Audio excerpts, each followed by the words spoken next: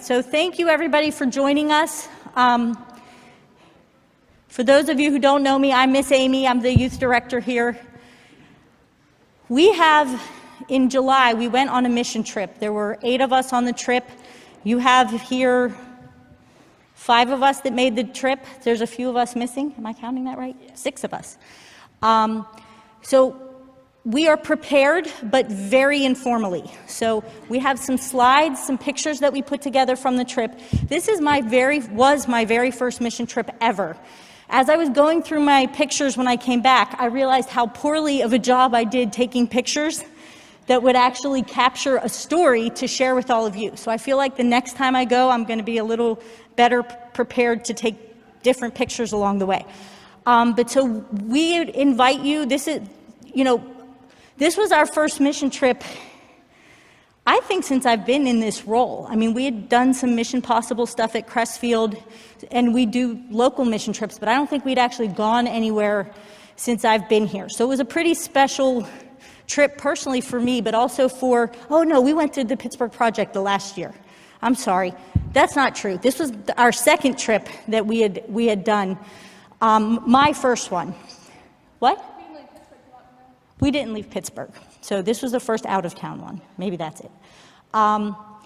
Regardless, a big reason why we were able to go on the trip was from the generosity and support of all of you who supported our fundraisers, encouraged us over the years as we formed this youth group, and also, too, you prayed for us while we were there. And so I know that your prayers and your thoughts made a big difference. So we wanted to share with you what that difference made in our lives.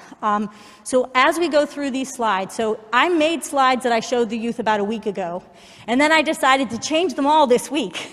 Surprise! Not all of them, but several.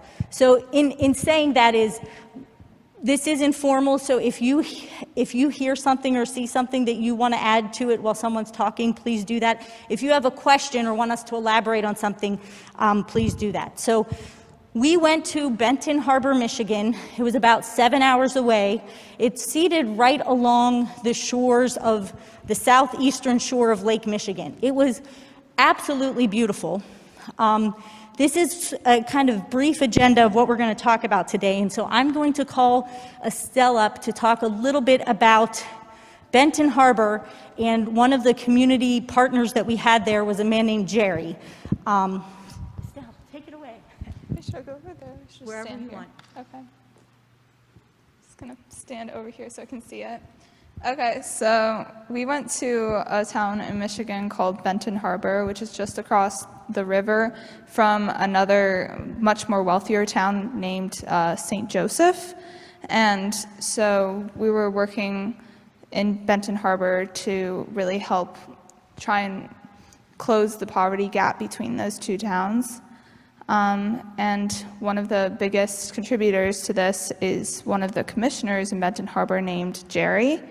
And so he's been working really hard with the people in Benton Harbor to just help improve their way of life, but also working with companies to help improve the town, because he realizes even though the people do resent some of the companies who just come in there, that the only way they can be helped is through those companies.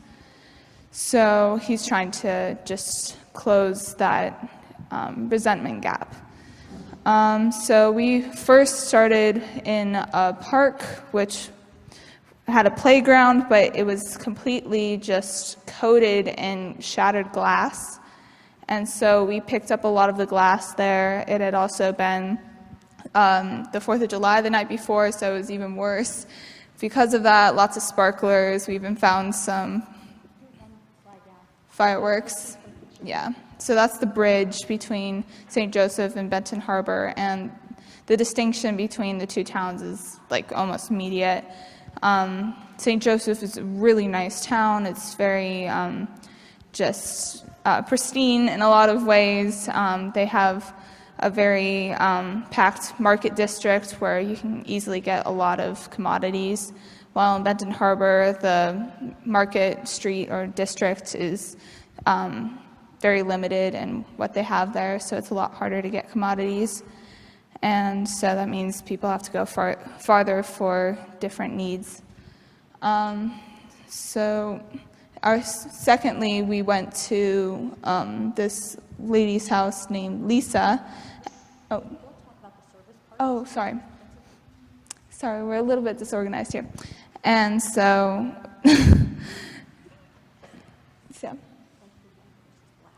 sorry. We're not very organized here. I'm sorry.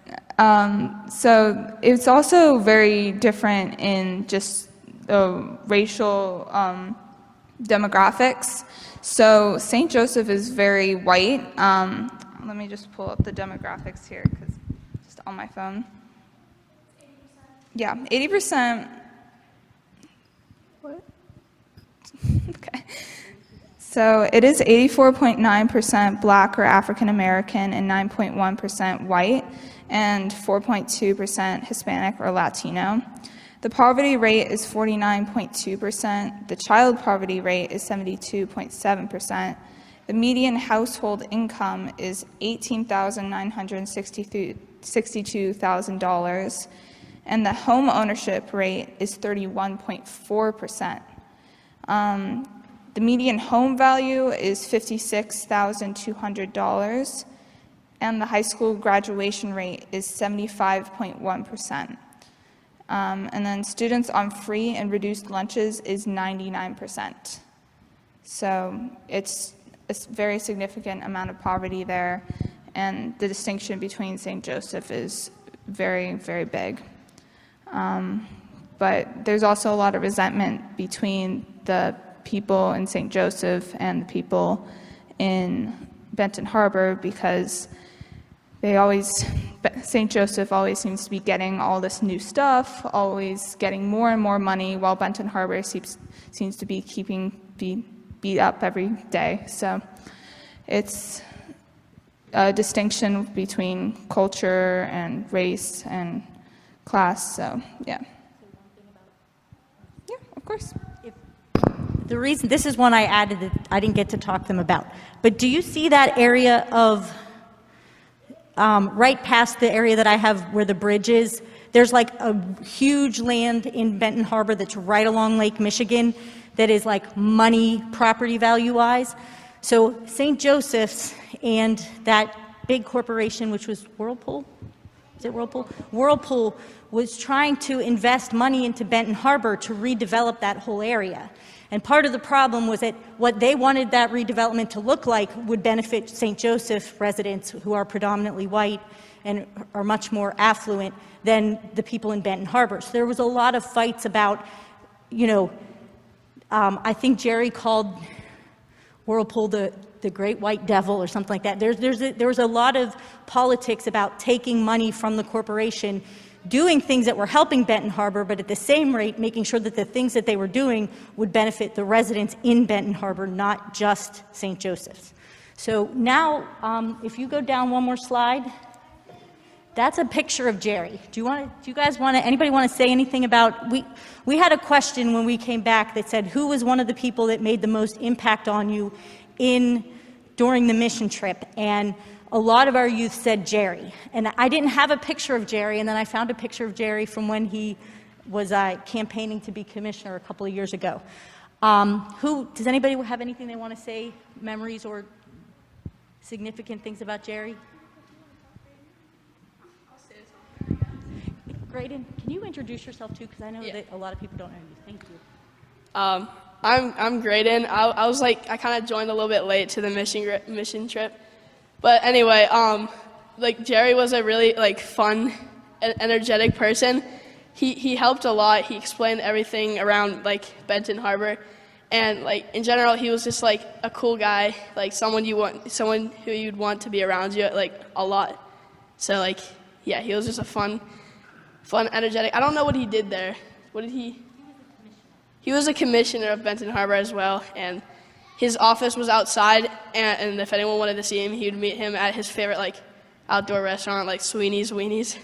So I thought that was really cool because anyone can reach him at any time, and I thought it was cool. So yeah, thank you.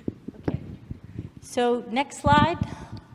All right, so this is the park, and I think, Chloe, you were going to say a little bit about the service project we had at the park. So we actually left to go to Benton Harbor on July 4th. And so when we started serving on July 5th, one of the first things they did was they said, hey, we just had the fireworks at the park.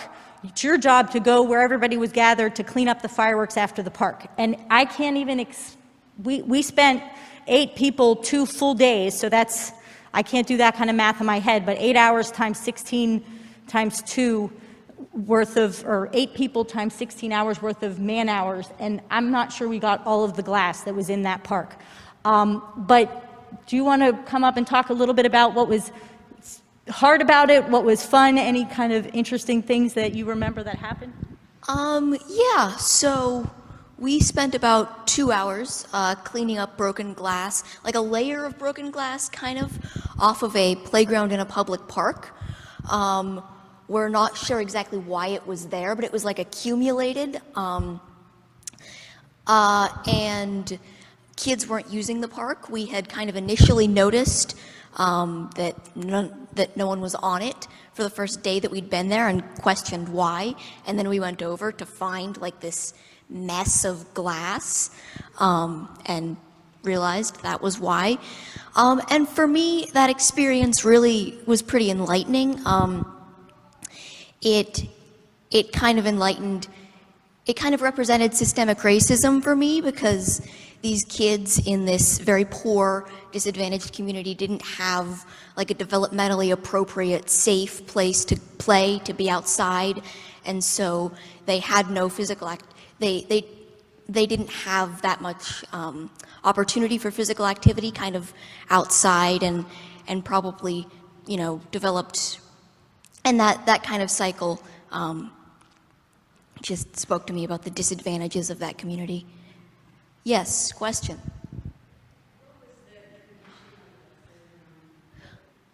The playground equipment, it was in pretty bad disrepair from what I remember.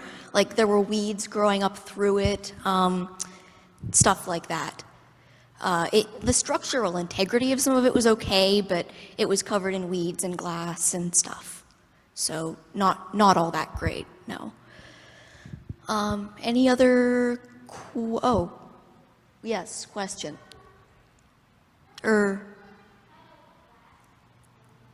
What was that? I'm sorry? It was less of a pile and more of like it was just spread everywhere. It wasn't really a pile. Most of it was like just normal glass. It wasn't like colored glass or anything. It was just kind of dirty shards of glass. I will tell you, one of the things that I remember is towards the second day, so when you roll into the park, you look at the structure from afar away, you're like, that looks really nice. Like, what? This is a nice park. Like, I can't believe they want us to clean up. Because, when I was picturing like weeds up to here. It wasn't that, but when you walked closer, you saw all the small glass. And it wasn't, Chloe and I used like dustpans and had to do this for 4 hours the one day because it was small and intricate, and underneath, like, just where you had to like really sweep to make sure that you got it all. There were like rope climbing things, and some of the ropes were frayed, and so it was worn. And one of the things that Jerry told us was that it was a park that was slated for replacement the next time that they had funds to do it. So it was probably one of the older parks in Benton Harbor. We didn't get to see all of the parks that were there, but one of the things that, we're in the middle of COVID, and, in general, if you see garbage at a park, you probably tell your kid, don't pick that up, right? You don't want to touch it. So we spent 2 days with gloves on picking up everybody else's garbage, and it was really gross. I don't know how else to say it. It's definitely not the kind of thing, I think it pushed all of us outside of our comfort level because it's not anything that we would normally do. And so the first day we spent cleaning all the glass from the parking lot, because we noticed that while there weren't kids playing in the playground, there were community members that would drive through. I believe it was to give us music. But like with bass booming, like, you know, and some people would just come and sit in the park. And so we're like, hey, this is a ministry to make sure that people don't blow a tire from running over glass. So like the first day we kind of cleaned up the glass in the parking lot. And then the second day we were like, the play structure looks great. You know, we didn't get that close. And so, but then when we got over, we realized how much small glass there was, and we really did a good job. So one of the things that was a big joy to me is right at the afternoon of the second day, a family came, and there were 2 kids playing in the park. So it was like they knew that we had cleaned it up, and then they were like, now we can bring our kids. So it was kind of cool to see that. What else was I going to tell them about? Do you want us to tell? Okay. So I'll tell you 2 more fun stories about the park, just to give you an idea. Do you see that picture where they're smoking things? Oh, wait, yeah, on the left. This is an example of knowing who to ask. So as we were working, and it's 4th of July, the kids kept finding unlit fireworks.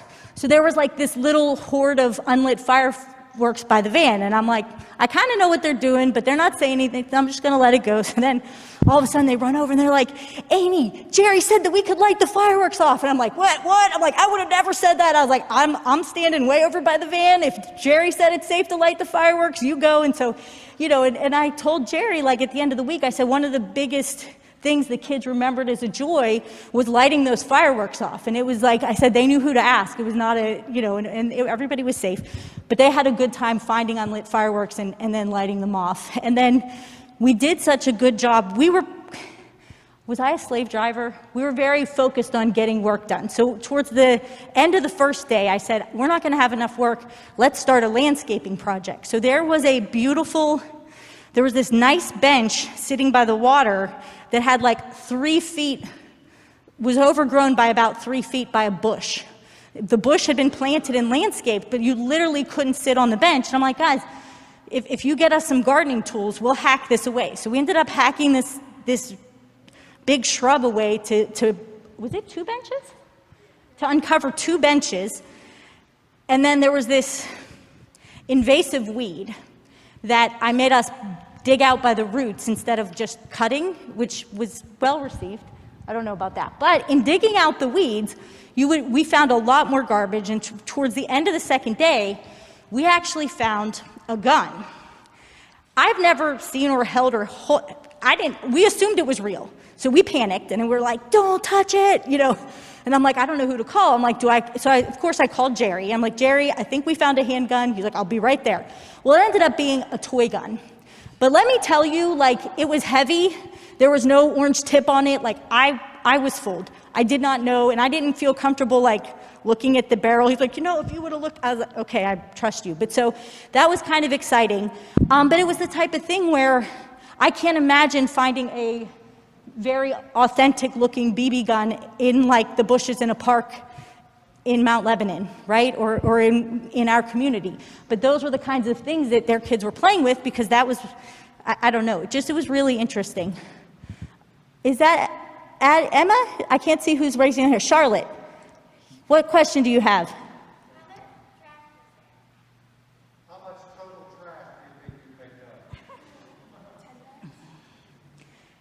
It was probably close to, somebody said 10 bags. It was quite a lot. And then the other thing that was interesting, this entire park, which was pretty big, there was 1 garbage can. So part of me, I'm like, why is there so much trash? And I'm like, where's the garbage cans? It's like, oh, well, you only have 1, I guess. And it wasn't full. So, I mean, there was that too. But, Cal.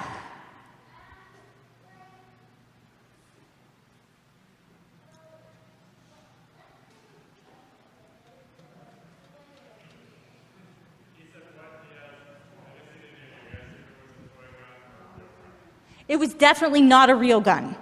But we pretended like it was real so that nobody got hurt. And then once we figured out it was not real, we still threw it away. Jerry took it, but it was because we were all like, we might have solved a crime. Like we were very brainstorming what that might mean.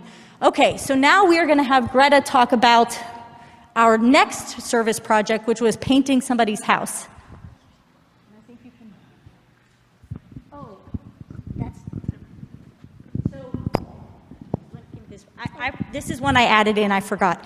This was what the beach looked like the waterfront property looked like in St. Joseph's. This was called, I think, Silver Beach. We really enjoyed our time here. We actually ended up hanging out here 2 days. It was beautiful, it was developed, it was inviting.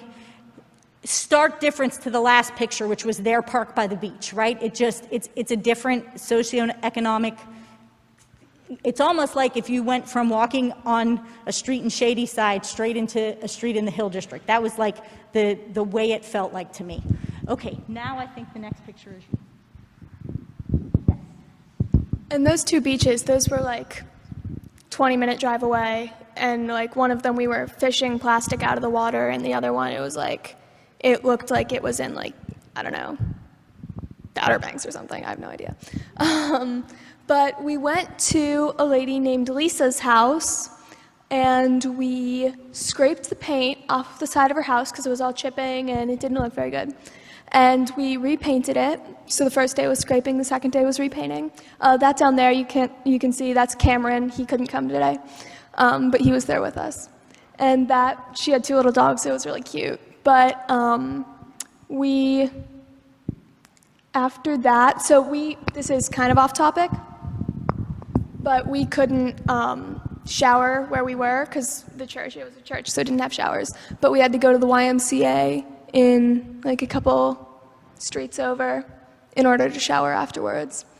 But so there was this lady named Lisa, and that's her right there above Estelle, and she had a daughter named Nia who was around our age, and we became pretty close friends with her, Graydon especially.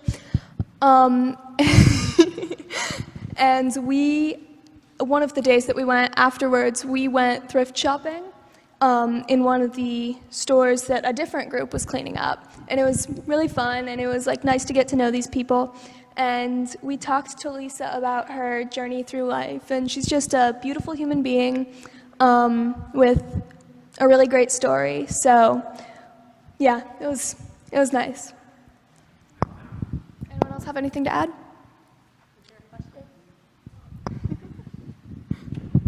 Any questions? I don't think so. Yeah, yes. So we only had 2 days there, and we didn't finish it. So scraping we took one day, and painting we took the other, but we weren't fully done with the scraping, we weren't fully done with the painting, so the next group is going to come. But we only had 2 days, and we used each of them for one thing. Yes, Ms. Salvanti?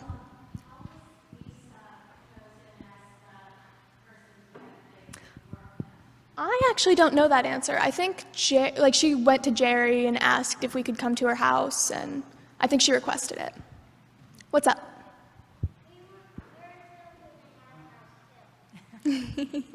Maybe we should go there next.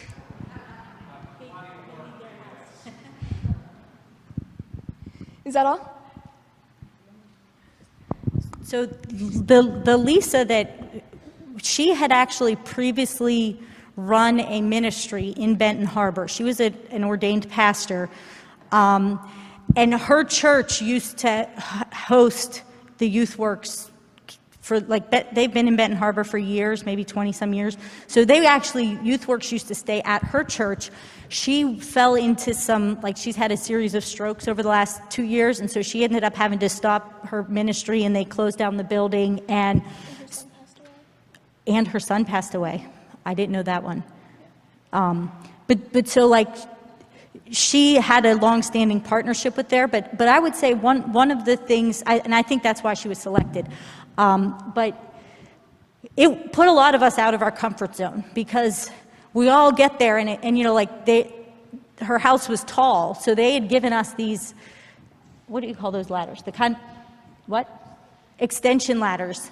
And so they drop us off with extension ladders, and we're all looking at each other like, thank goodness Kemp was there, because he's the only one that knew how to put up a ladder. We didn't know how to put up a ladder, and we're like, is this safe? And and he knew how to get some supplies from their backyard, like pieces of wood, to make it safe and stable and things like that. But it was interesting because we all leveraged each other's strengths.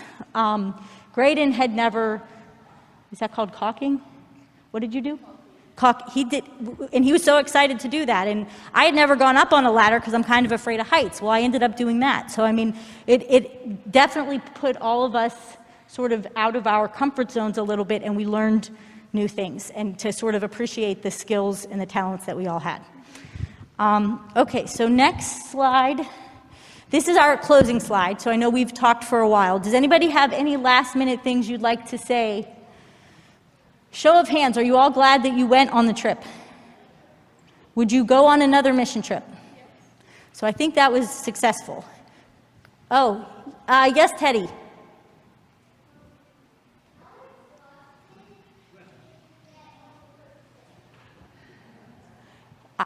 How what?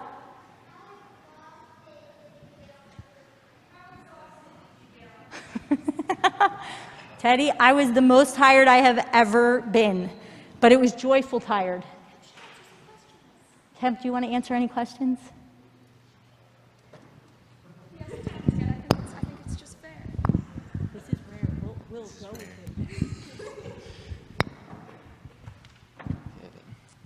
Henry sought question.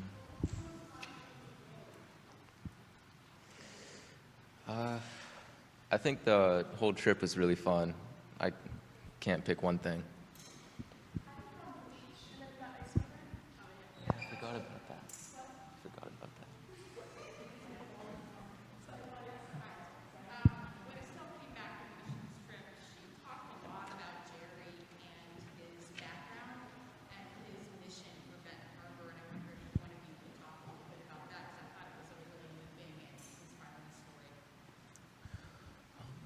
Do any of you know about that? I don't know about that. So, Jerry, one of the things that we had learned about him, so the first day that we were in the park, we went back to his, what he calls his office, which was just a courtyard outside a building right in downtown Benton Harbor. He wholeheartedly believed that, like, to lead the people, and he was an elected official, that he had to be where the people were. So he called it his office. He's like, you can come and eat in my office. So I'm thinking, so anyway, we were sitting talking to him while he ate lunch, and it was like, what did you do for your life? Well, he was born and raised in Benton Harbor and then moved to Chicago, and he spent 40 years in a ministry in Chicago getting kids out of gangs. And so, like, when we asked him, you know, do you have gangs in Benton Harbor? And his answer was like, they think they're gangs, but they're not really gangs. Like, so, I mean, he had a love for children. So the other thing that he had done is he came back to Benton Harbor when he retired from his work in Chicago to start a youth program. And so he helps students find work. So he sort of connects them with something that can keep them in the town. And so he had started this youth organization. It was up and running, and he was going to leave. And then somebody pointed out how much they needed him, and then he ended up running. It's a nonpartisan town, which means that he didn't have to be a Democrat or a Republican. He ran on his own merit and was elected, and then he stayed. So he had a heart for kids, and he had a heart for that community. But so when, you know, the first thing we did when we found the gun was call YouthWorks. I'm like, I just feel really weird calling 911 because I'm like the white girl in this town, and and I was like, I don't know what to do. And they're like, and I was like, we're all safe. It's not, we're not touching it. We actually had Jeremiah standing over it while I was on the phone trying to figure things out. And then I'm like, the logical thing is to call Jerry, and Jerry's like, I'm on my way. And it's just like, that's what, he was just always the person that made you, he made time for us. And the very first thing he said when he met you was, I'm a little bit crazy, but it's okay. And like, when he smiled, missing teeth everywhere, but he just was an awesome, awesome individual. I don't know how else to, and I think he was probably, I asked him how old he was, which may not have been proper, but I just wanted to know, and he was 67. So, I mean, he had been helping that community and different communities for a long time. Take it away again. Oh. Talk about the... Oh, man. So he gave us a walking tour of Benton Harbor, and there was a hotel. It used to be like a gangster town. And so he told us a story about his grandmother making moonshine for the, like, he was so colorful. I wish you could take that one. Okay. Yeah, his His grandma and her sisters, I think, made moonshine during the, what was it called? Prohibition for Al Capone. So yeah, that's all. Any more questions? Okay. Any more questions? Kev? All right.